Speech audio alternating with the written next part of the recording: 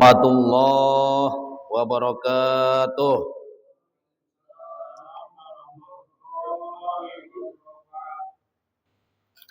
Alhamdulillahi wahibil atiyah. Asyhadu an la ilaha illallah wahdahu la syarikalah. Wa asyhadu anna sayyidana wa nabiyyana Muhammadan abduhu wa rasuluhu la nabiyya ba'dah. Allahumma shalli wa sallim ala sayyidina Muhammadin khairil bariyah wa ala alihi wa ashabihi dzawin nufusil aliyah. Amma ba'du, bil khusus segenap pengurus beserta jamaah Musholah Nuruddin yang semuanya sama-sama saya hormati, dan semoga kita semua senantiasa dimuliakan oleh Allah Subhanahu wa taala. Mulia di dunia, mulia di akhirat. Di dunia hidup bahagia, akhirat masuk surga. Amin ya rabbal alamin. Mari kita sama-sama memanjatkan puja, puji serta syukur kehadirat Allah Subhanahu wa taala yang telah memberikan berbagai macam anugerah dan nikmatnya kepada kita, di antaranya nikmat sehat walafiat dan juga nikmat panjang umur. Paling besar adalah nikmat iman dan Islam. Sehingga malam hari ini alhamdulillah kita semuanya bisa berkumpul, bermuajahah, bersilaturahim dalam rangka beribadah kepada Allah Subhanahu wa taala, baik itu ibadah salat maghrib berjamaah maupun ibadah thalabul ilmi. Dan semoga segala amal ibadah kita baik yang wajib maupun yang sunnah senantiasa diterima di sisi Allah Subhanahu wa taala. Amin ya rabbal. Sholawat teriring salam semoga tetap terlimpah curahkan keharibaan junjungan kita Nabi besar Muhammad sallallahu alaihi wasallam, pada keluarganya, para sahabatnya, para tabi'in tabi'at, para ulama, dan semoga bil khusus kepada kita yang hadir di Musholah Nuruddin ini, dan umumnya kepada segenap muslimin muslimat di mana saja berada. Tentunya harapan dan doa kita semoga di hari kiamat nanti kita semuanya mendapatkan syafaat, yakni pertolongan dari baginda Nabi Muhammad sallallahu alaihi wasallam. Hadirin rahimakumullah, kajian kita malam hari ini adalah kita sama-sama belajar ilmu fikih, dan insya Allah selanjutnya kita amalkan dalam kehidupan kita sehari-hari. Namun sebagaimana biasa, kita awali setiap kajian fikih, kita awali dengan menghafalkan rukun wudu dan rukun salat. Yuk kita bismillah bareng ya. Bismillahirrahmanirrahim. Niat basuh muka, basuh tangan dua-duanya, ngusap kepala sedikit, basuh kaki 6 tartib. Niat takbir ngadeg baca Fatihah, ruku tumaninah, i'tidal tumaninah, sujud dua tumaninah, duduk tumaninah, duduk akhir tahiyat akhir, baca sholawat tertib mualat awe salam yang pertama. Nah, ini tujuannya apa sih? Setiap pelajaran fikih, rukun wudu dan rukun salat selalu diulang-ulang. Selalu kita nazamkan, tujuannya adalah supaya yang belum hafal jadi hafal, yang sudah hafal akan bertambah hafal. Nah, itu tujuannya. Kenapa? Ya karena yang namanya wudu, yang namanya sholat, itu adalah amalan ibadah kita yang kita lakukan setiap waktu. Bukan setiap hari lagi, tapi setiap waktu. Sebelum kita sholat, wajib wudu dulu. Dan sholat yang wajib saja, nah itu ada 5 kali dalam sehari semalam. Belum yang sunnahnya itu tidak terhitung, ya sholat sunnah. Saking banyaknya sholat sunnah kalau kita mau, tuh kan? Ada sholat sunnah witir, ada ba'diyah, qobliyah, ba'diyah. Ada sholat sunnah duha, sholat sunnah syukur wudu, sholat sunnah tahajud, mutlak, dan sebagainya, dan sebagainya. Nah itu semuanya sebelum kita sholat, walaupun sholat sunnah, maka kita berarti wajib berwudu dulu. Yaitu rukun wudu cuma dikit, ya. Hanya ada 6. Yang pertama adalah niat. Dan niat wudu wajib dibarengkan dengan membasuh muka, ya. Dengan awal membasuh muka. Nah, itu niat wudu. Yang bahasa Arabnya nawaitul wudu'a fardhan lillahi ta'ala. Nah, itu yang paling singkat. Bahasa kitanya niat saya berwudu atau saya berwudu fardu karena Allah. Nah, itu bahasa kita, ya. Tapi itu diucapkan atau dibisikkan di dalam hati sambil membasuh muka. Tuh, itu niat wudu, ya. Yang kedua membasuh muka itu kan dibarengkan dengan niat.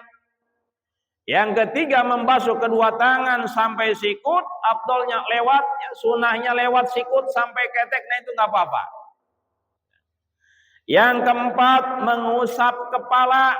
Menurut mazhab Syafi'i sedikit saja cukup, nggak usah banyak-banyak, ya, nggak usah semuanya, cukup sedikit ketika kita ngusap kepala.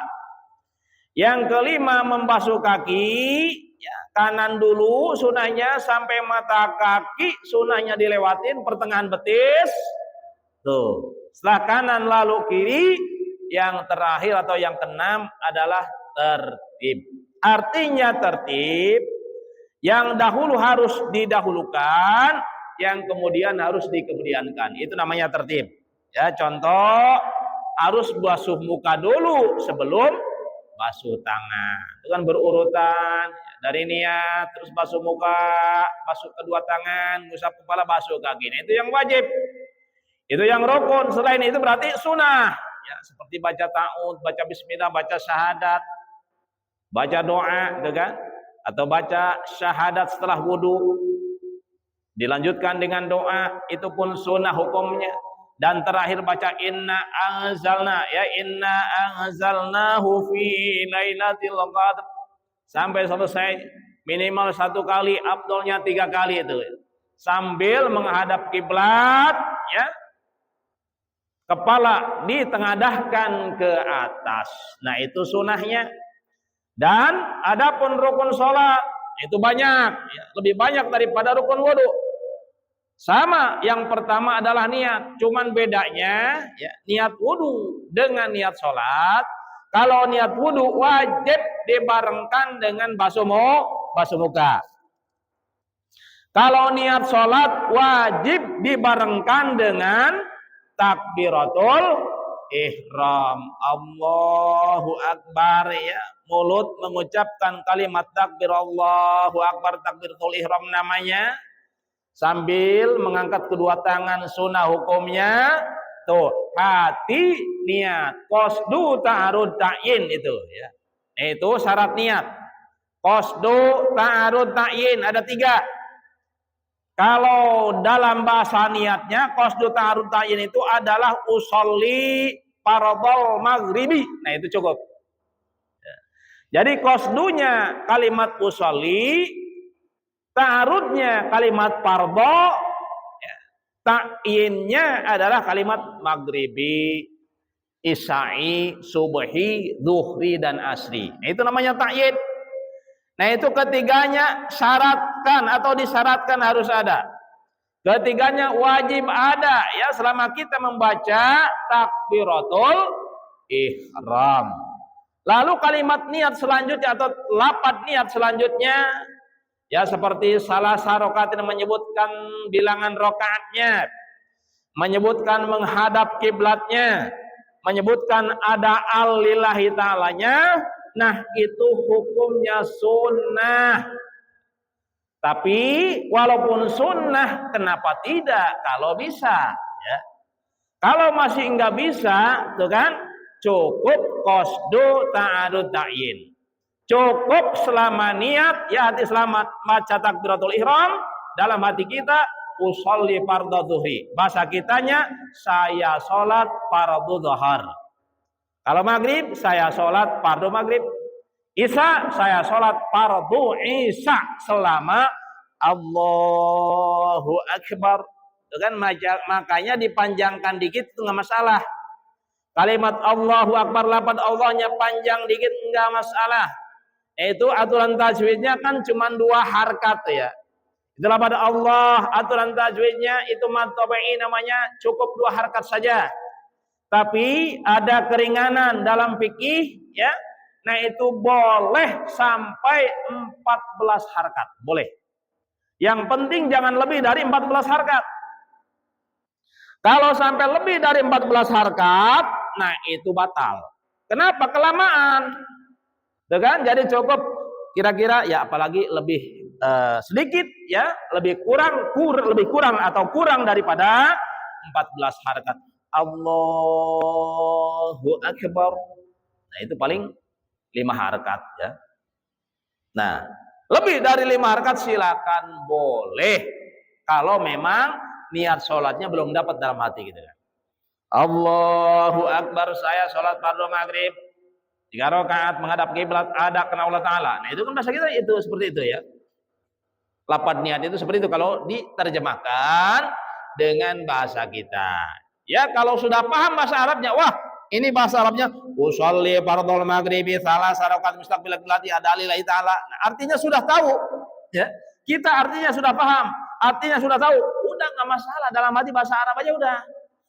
Ketika kita bahasa takbiratul ihram, Allahu Akbar dalam hati bahasa Arab aja udah. Usolli fardhul maghribi salasa rakaat mustaqbil qiblati adalillahi ta'ala. Atau kalau isa usolli fardhul isya'i arba rakaat mustaqbil qiblati adalillahi ta'ala. Nah, itu cukup seperti itu. Kalau kita sudah paham artinya yaitu talafudiyat atau lafadznya yang oleh para ulama ditulis dengan bahasa Arab. Dan perlu diketahui ini ya, bahwasanya rukun sholat itu terbagi 3. Nah, ini sengaja. Barangkali ada yang belum hafal. Ada yang belum tahu ya. Jadi rukun sholat, baik itu yang 13, 14, 17, 18, itu kan macam-macam dalam kitabnya, ya tergantung kitabnya. Itu sama sebenarnya, cuman yang beda cara menghitungnya doang. Itu kan yang beda. Nah itu. Ya.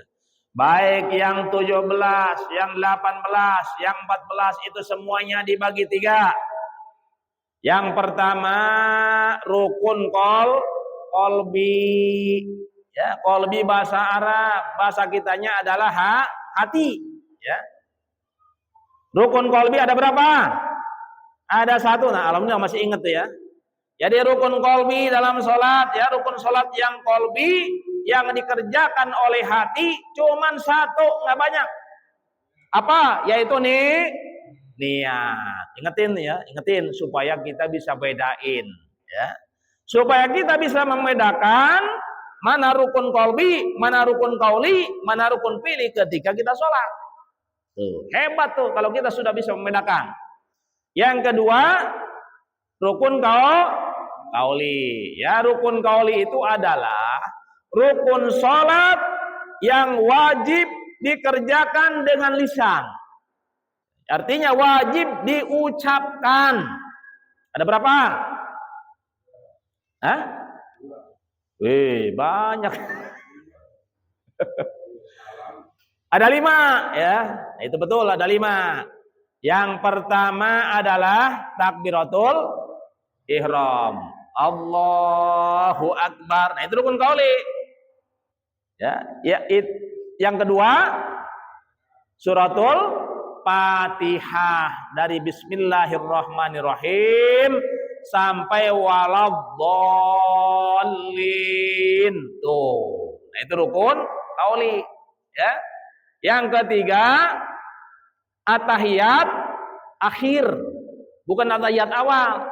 Kalau at-tahiyat awal itu hukumnya sunnah abad ya. Yang termasuk rukun sholat adalah at-tahiyat akhir.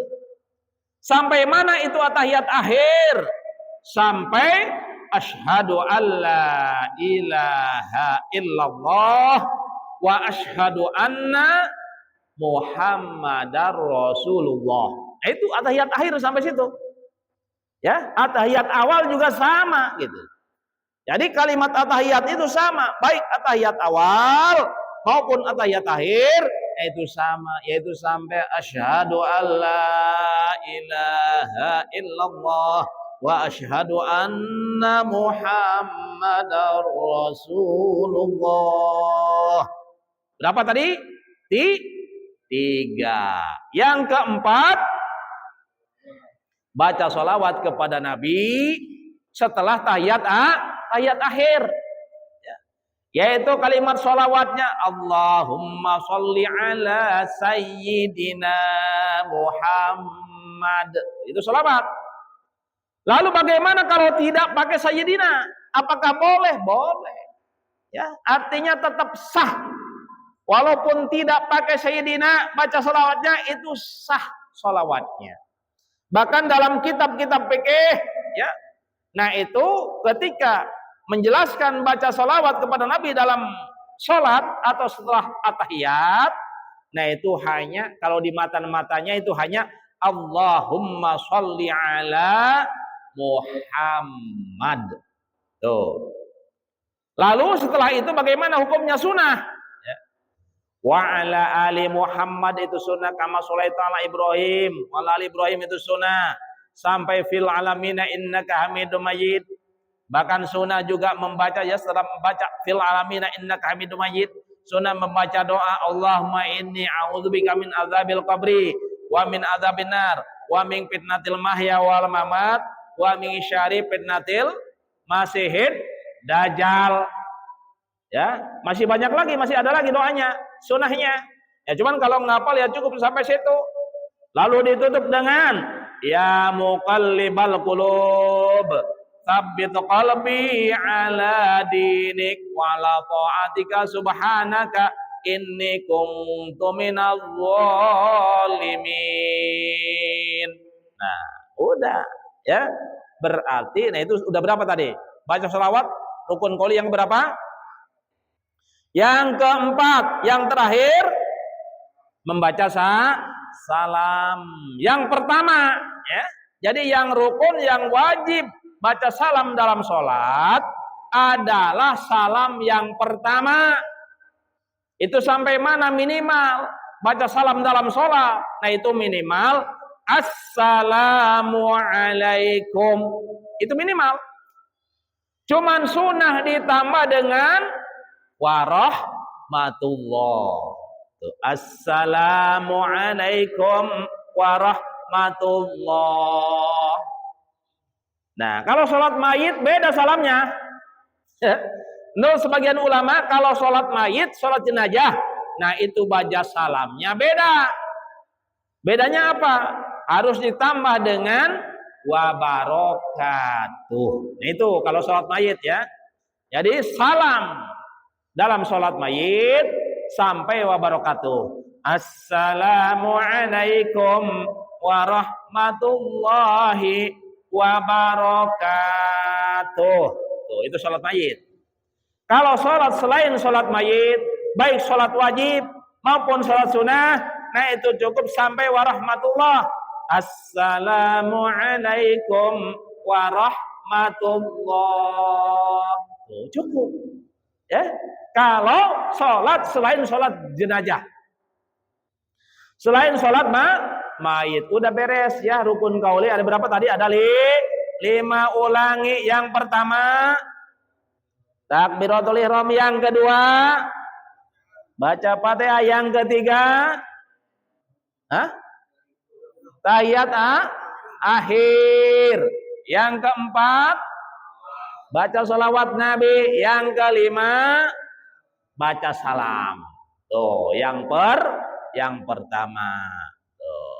Yang perlu diketahui dalam rukun qauli ini juga ya tidak kalah penting, rukun qauli dalam sholat, nah itu namanya qauli itu berhubungan dengan sifat sama ya. Itu hubungannya dengan sifat sama.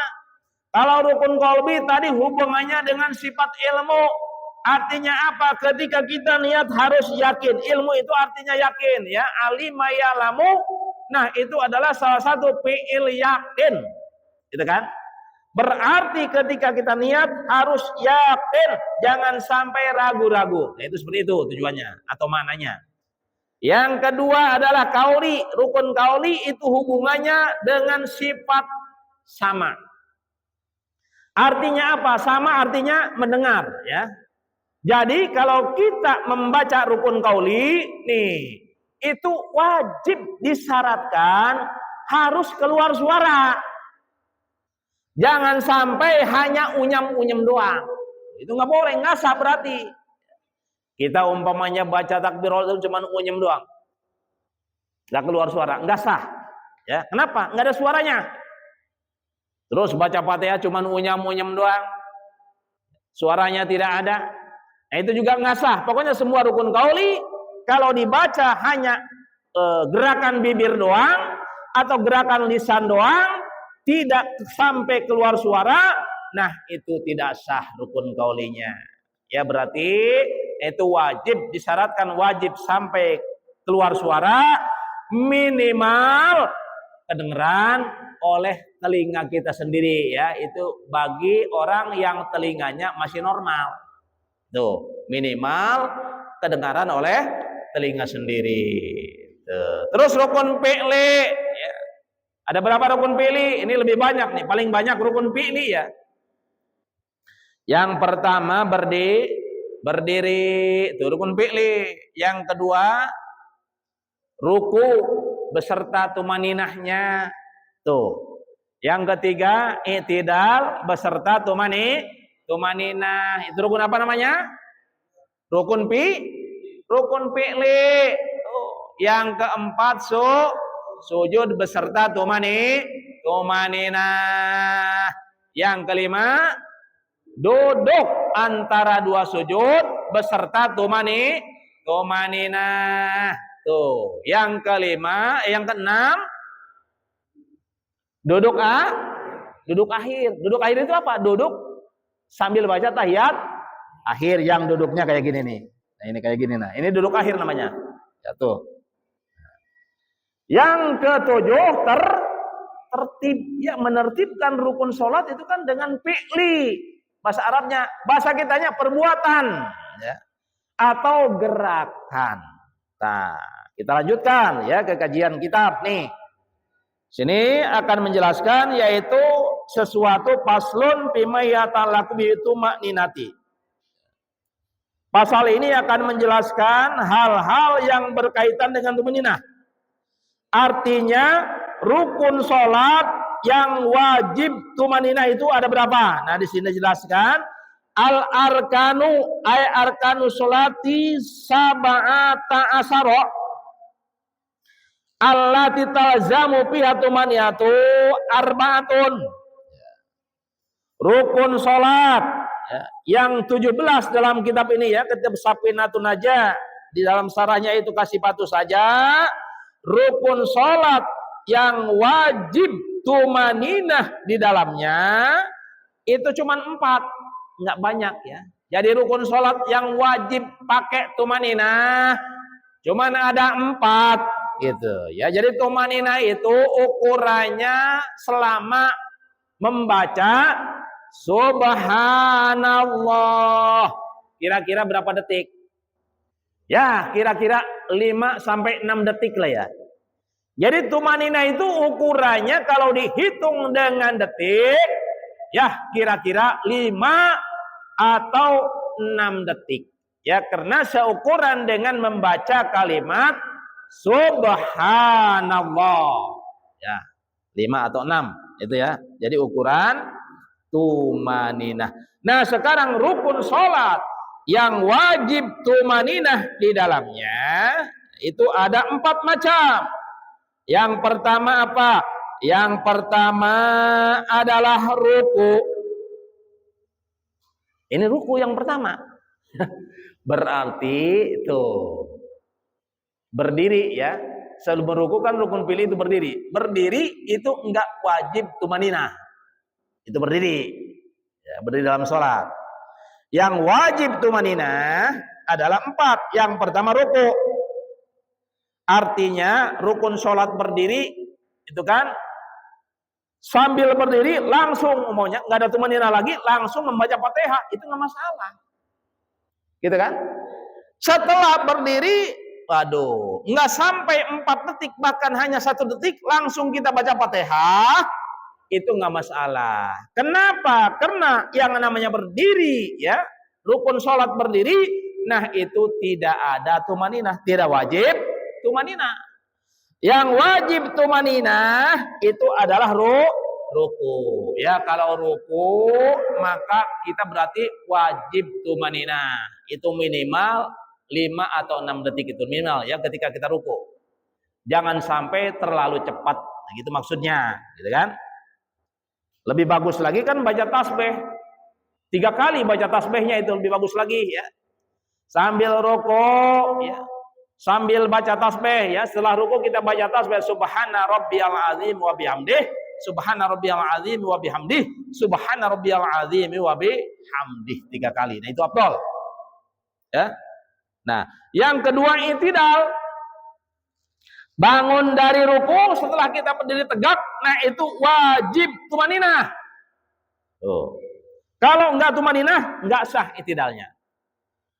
Seukuran berapa tadi sudah dikatakan, seukuran membaca kalimat tasbih ya. Seukuran membaca kalimat subhanallah ya 5 atau 6 detik. Itu ya i'tidal, itu kan? Afdolnya ada zikirnya, ada doanya. Zikirnya apa? Sambil kita bangun dari ruku sambil membaca sami Allahu liman hamidah. Tuh, itu sampai tegak berdiri ya.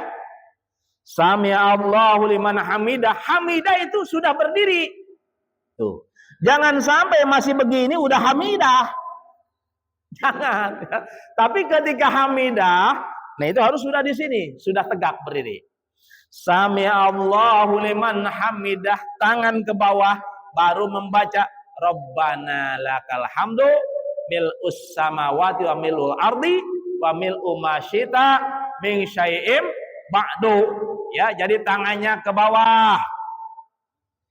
Nggak usah begini, ya udah langsung aja ke bawah. Sami Allahu liman hamidah. Hamidah di sini ke bawah, ya. Ketika tangan sudah di bawah, baca Rabbana lakal hamdu mil'us samawati. Boleh mil'us, boleh mil'as ya. Boleh mil'us samawati wa mil'ul ardi, boleh mil'as samawati wa mil'al ardi ya. Min syai'im ba'du itu boleh silakan. Tapi kebanyakan mil'us ya, mil'us samawati wa mil'ul ardi wa mil'u ma syi'ta min syai'im ba'du. Tuh, itu apal ya. Ketika kita i'tidal. Tuh, dan wa huwa min khosa'isi hadil ummati. Ruku dan i'tidal ini khususiyah bagi umat Muhammad sallallahu alaihi wasallam. Jadi hanya bagi kita ini khususiyah. Jadi umat-umat dahulu sholatnya tidak ada ruku, tidak ada i'tidal. Tidak ada. Cuman sujud doang. Karena kenapa? Di sini jelaskan ya kitabnya Kasifatu saja. Wa huma min khosa'isi hadil ummati. Ruku dan i'tidal itu adalah termasuk khususiyah spesial umat Nabi Muhammad sallallahu alaihi wasallam. Dan juga membaca amin khalfal imam ya, wa kadza ta'minu khalfal imami alama qalahu Saubari. Nah, begitu pula membaca amin, nah itu termasuk khususia atau spesial bagi umat Kangjeng Nabi Muhammad sallallahu alaihi wasallam di belakang imam, tuh kan? Imam waladhdallin, makmum di belakang imam. Setelah imam membaca Rabbighfirli wali walidayya, makmum membaca amin, sunnah bareng dengan imam tuh ya. Ketika kita jadi makmum, maka membaca aminnya pada rakaat pertama dan kedua setelah imam membaca Fatihah itu hukumnya sunnah bareng dengan imam. Tuh ini menurut pendapat Imam Saubari ya. Menurut pendapat alama qalahu Saubari. Tuh. Lalu bagaimana tentang firman Allah Ta'ala wa ma qauluhu ta'ala, dan adapun firman Allah Ta'ala yaitu kalimatnya ya Maryamu qunuti li rabbiki wasjudi warka'i ma'ar raki'in,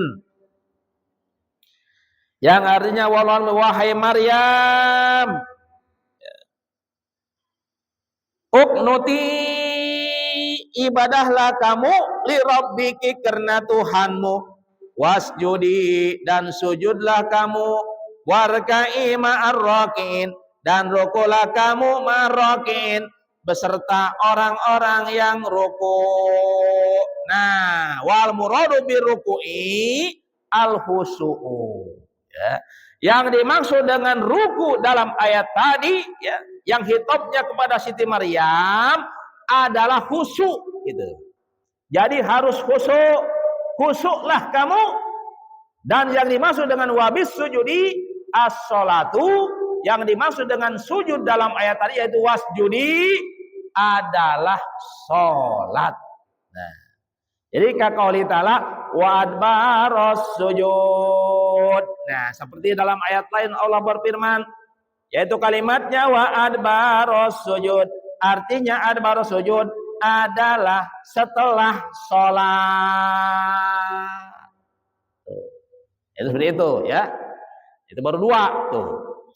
Terus yang ketiga, rukun sholat yang wajib tumaninah, yang disyaratkan harus tumaninah adalah sujud. Tuh. Baik sujud pertama maupun sujud kedua, nah itu harus tumaninah atau disyaratkan harus tumaninah baik sujud pertama maupun sujud kedua setiap rakaat sholat. Lebih bagus lagi baca tasbih 3 kali, nah itu harus ya, minimal baca tasbih 3 kali baik di dalam ruku maupun di dalam sujud. Cuman beda tasbihnya. Kalau dalam sujud subhana rabbiyal a'la wa bihamdih 3 kali. 1 kali juga sudah lumayan ya. Cuman afdal 3 kali. Tidak? Kembali coba ya, masih ingat enggak? Yang pertama rukun sholat yang disyaratkan harus tumaninah. Yang pertama adalah lupa lagi. Yang pertama adalah ruku ya. Yang kedua i'tidal. Yang ketiga sujud. Nah, udah baru 3 tadi kan? Yang keempat adalah wal julusu bainas sajdataini. Nah, duduk antara dua sujud. Ya, setelah sujud kan kita duduk tuh. Itu rukun. Duduknya rukun ya. Jadi duduknya termasuk rukun sholat dan juga disyaratkan harus tumaninah. Tuh. Ya. Nah, lebih bagus lagi, lebih afdal sambil duduk antara 2 sujud membaca doa. Nah, ini harus ya, yaitu doanya Rabbighfirli warhamni wajburni warfani warzuqni wahdini wa'afini wa'fu anni. Masya Allah, berapa kalimat tuh? 8 ya. Masya Allah, 8 permohonan kita ajukan kepada Allah, ya. Kita memohon kepada Allah dalam duduk antara sujud dengan 8 permohonan. Ini banyaknya, Masya Allah. Yang pertama adalah Allahumma dini, wahai Allah, tunjukkanlah aku atau berilah hidayah kepadaku. Allahumma dini terus bukan Allahumma dini, Rabbik firli, Masya Allah, lupa. Rabbi firli, wahai Tuhanku, ampunilah aku, warhamni, dan sayangilah aku, warzukni, belilah rizki kepadaku, wajburni, cukupkanlah kekuranganku. Ya. Terus habis wajburni apa? Wahdini ya. Wahdini, berikanlah hidayah kepadaku, wa'afini. Tuh, artinya wa'afini adalah sehatkanlah aku, waraskanlah aku, wa'fu anni, dan maafkanlah kesalahanku. Luar biasa kan itu ya. Jadi luar biasa itu doa yang dipanjatkan ketika kita duduk antara dua sujud. Ya, makanya jangan sampai kita tinggalkan, tuh kan? Jadi semua zikir-zikir dalam sholat, baik tasbih dalam ruku, tasbih dalam sujud, doa dalam duduk antara dua sujud, maupun doa-doa yang lainnya, termasuk doa iftitah, jangan sampai ditinggalkan sekalipun hukumnya sunnah, ya. Jadi walaupun sunnah, jangan sepelekan sunnah. Artinya sekalipun sunnah, kalau kita sudah bisa dan mampu, kenapa tidak dilaksanakan? Pertanyaannya kan itu, kenapa sih tidak dilaksanakan? Orang enteng kok. Jadi kalau kita bandingkan waktu kita sholat, selama sholat itu kan 4 rakaat paling berapa menit? Itu semuanya. Yang rukun, yang sunnah, ditambah dengan zikir-zikirnya, baik zikir yang rukun maupun zikir yang sunnah, itu semuanya 4 rakaatnya paling berapa menit? Ya, paling lama juga 4 menit. 1 rakaat 1 menit beres. Coba kalau makan seblak berapa menit? Makan seblak nggak cukup 10 menit. Kenapa? Ya panas seblaknya. Harus kipasin dulu. Masya Allah. Kalau kita mikir ke sana kan, Masya Allah ya. Ini kenapa dikir-dikir sholat, terutama sekali yang sunnah-sunnah, kenapa ditinggalkan? Padahal cuman sebentar. Ya itulah. Jadi rukun sholat yang wajib tumanina. Semuanya ada berapa tadi? Ada 4, ingatin. Yang pertama,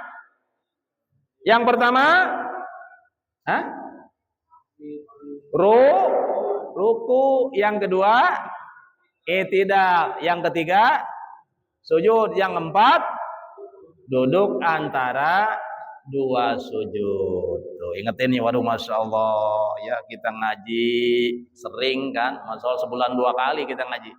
Ya cuman fikihnya ya sebulan sekali ya. Kajian fikihnya sebulan sekali. Nah ini ingetin. Kalau bisa mah bawa buku, bawa pulpen, dicatat ya.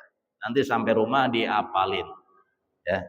Nah, selanjutnya ya, atau yang terakhir ya, karena ini setiap pengajian di mana-mana, baik di sini maupun tempat yang lain, ini langsung diupload ke YouTube ya. Jadi saya mohon yang belum subscribe, tolong subscribe, like, subscribe, dan komen. Ini saya mohon ya, insya Allah berpahala. Gitu kan? Kenapa berpahala? Karena mendukung kebaikan, mendukung pengajian ya, mendukung syiar Islam. Insya Allah dibalas oleh Allah Subhanahu wa Ta'ala dengan balasan yang berlipat ganda. Ya, selanjutnya udah masuk waktu Isya belum nih? 4 menit lagi. Udah ada sisa 4 menit. Ya, barangkali ada yang perlu ditanyakan. Udah 1-2 pertanyaan silakan. Ya, 1-2 pertanyaan silakan.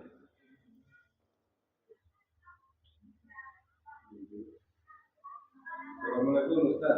Waalaikumsalam. Masalah apa namanya yang dinamakan muslim, mukmin, muklis, terus ada 5 juga terus dan terakhir munakin kalau salah. Jelasan level perbedaannya itu gimana? Jadi yang saya baca tuh kan maksudnya mukmin gimana? Sama dikatakan level-level itu. Sama Muslim, mumin, muklis, muhsin, ya, terus mutakin. Nah, ya kalau muslim kan walaupun nggak sholat gitu kan, nggak puasa, kalau dia turunan Islam ya itu disebutnya muslim, gitu. Atau bahkan munafik ya, orang munafik nih masuk Islam tapi hatinya munafik, gitu. Islamnya cuma di mulut doang, hatinya enggak. Nah itu tetap disebut muslim. Tuh. Yang kedua mukmin. Mukmin itu adalah orang Islam, nah, yang mengamalkan gitu, mengamalkan aturan Islam. Nah itu mukmin. Ya. Di samping dia beragama Islam, dia laksanakan yang diwajibkan oleh Islam, terutama sekali. Lebih bagus lagi disunahkan juga dilaksanakan. Itu mukmin namanya ya. Jadi mukmin juga masih terbagi nih ya. Jadi mukmin juga masih terbagi, ada 2 ya, ada mukmin mukhlis, ada mukmin munafik. Nah, dalam kitab karya Kiai Nawawi, risalah ya, sebuah risalah karya Kiai Nawawi Banten ya, Pasir Bedil Warung Gunung, di sana disebutkan bahwasanya mukmin juga masih terbagi 2. Ada mukmin mukhlis, ada mukmin munafik. Mukmin mukhlis artinya mukmin beneran gitu. Mukmin murni, mulutnya iman, hatinya pun iman. Itu mukmin mukhlis. Yang mukmin munafik, imannya cuma di mulut doang, hatinya kagak beriman. Itu munafik. Ya, jadi muslim, mukmin, yang ketiga mukhlis ya. Mukhlis itu adalah orang-orang yang ikhlas. Beramal hanya semata karena Allah. Itu mukhlis. Ya. Jadi bukan karena yang lain. Karena mertua, karena malu sama tetangga, itu enggak. Jadi hatinya itu mukhlis karena Allah, ini susah. Ya. Jadi orang yang ikhlas, mukhlis, kadang-kadang kita enggak sadar. Kayak kata kita sih ya, perasaan kita sudah ikhlas, padahal menurut Allah belum ikhlas. Kalau urusan ikhlas ini berat ya, berat. Ya. Kadang-kadang menurut kita ya, perasaan kita sudah ikhlas, tapi masih ada menurut Allah yang kurang. Nah ini kurang ikhlas berarti. Itu mukhlis. Yang keempat muhsinin. Ya. Jadi orang-orang yang berbuat baik. Itu muhsin itu, masya Allah. Muhsin itu berbuat baik terus, rajin, gemar ya, gemar berbuat baik. Gitu. Atau muhsinin di situ bisa orang yang ihsan. Nah, kalau ihsan memang berat. Jadi ihsan itu adalah ibadah seolah-olah melihat Allah. Ya, ketika kita ibadah kepada Allah seolah-olah melihat Allah. Nah, ini kan berat. Nggak bisa kita ibadah begitu. Tapi kita harus latihan terus. Ya, ketika kita sholat dan sebagainya, maka seolah-olah melihat Allah. Dan kalau nggak bisa seperti itu, maka yakinkanlah dalam hati bahwa Allah melihat kita. Harus yakin ya. Ini mah insya Allah kadang-kadang kita bisa kan. Kadang-kadang lupa gitu. Iya kadang-kadang lupa gitu. Bahwa Allah melihat kita itu kadang-kadang lupa. Kenapa lupa? Ya karena kita maksiat kan. Maksiat, ketika kita maksiat itu kan berarti kita lupa bahwa Allah melihat kita. Ya kita nggak punya rasa malu kepada Allah. Kenapa? Melanggar aturan Allah. Jadi seolah-olah itu Allah nggak melihat kita tuh kalau kita sedang maksiat. Itu seperti itu. Yang terakhir apa? Muttaqin. Nah, muttaqin ini masya Allah ya, orang-orang yang bertakwa. Nah, bertakwa itu menurut Imam Ghazali dalam sebuah kitabnya yaitu meninggalkan dosa yang belum pernah dilakukan. Ini juga berat. Coba siapa orangnya zaman sekarang, ya, yang meninggalkan dosa yang belum pernah dia lakukan? Siapa? Umpamanya dia meninggalkan mabok, memang dia dari kecil belum pernah mabok. Ini takwa namanya. Ya. Meninggalkan berzina, memang dari kecil sampai tua belum pernah berzina. Nah, ini namanya takwa. Ya. Meninggalkan korupsi, memang sama sekali dari kecil hingga dewasa belum pernah korupsi, belum pernah menipu, lalu dia tinggalkan menipu. Nah, ini namanya takwa.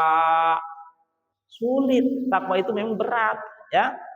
Lalu kalau kita umpamanya kita pun kan meninggalkan zina umpamanya. Nah, sekalipun kita sekarang meninggalkan perbuatan zina, tapi dahulu umpamanya pernah berzina, itu bukan takwa namanya menurut Imam Ghazali. Lalu apa namanya? Tobat, ya. Kalau sudah pernah berarti namanya tobat. Tobat juga bagus, ya, hebat.